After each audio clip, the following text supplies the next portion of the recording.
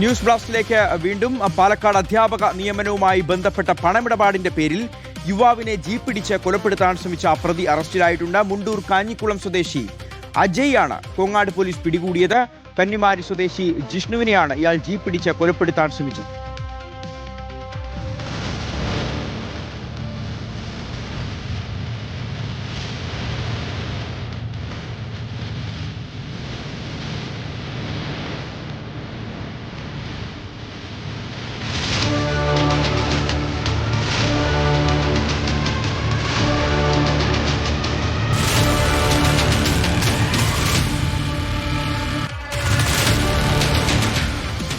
ഇക്ബാൽ അറക്കൽ വിവരങ്ങൾ നൽകും. ഇക്ബാലെ, ചേസ് ചെയ്ത് വിടാതെ പിന്തുടർന്ന് ഇടിച്ചു കൊല്ലാനുള്ള ശ്രമമാണ് നടത്തിയിട്ടുള്ളത്. എന്തായിരുന്നു ഇത്ര വലിയ പകയ്ക്കുള്ള കാരണം?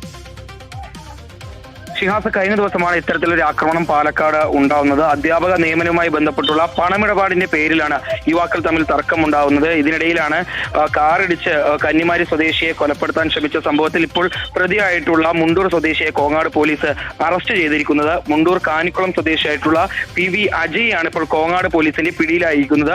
കന്നിമാരി സ്വദേശിയായിട്ടുള്ള ജിഷ്ണുവിനെയാണ് ഇയാൾ കാറിടിച്ച് കൊലപ്പെടുത്താൻ ശ്രമിച്ചത്.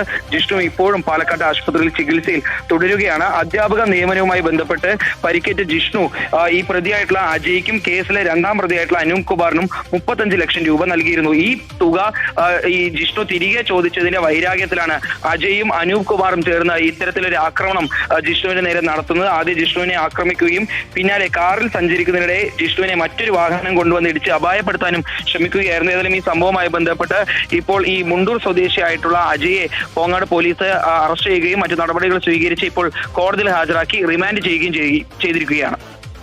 ശരി ഇക്ബാൽ.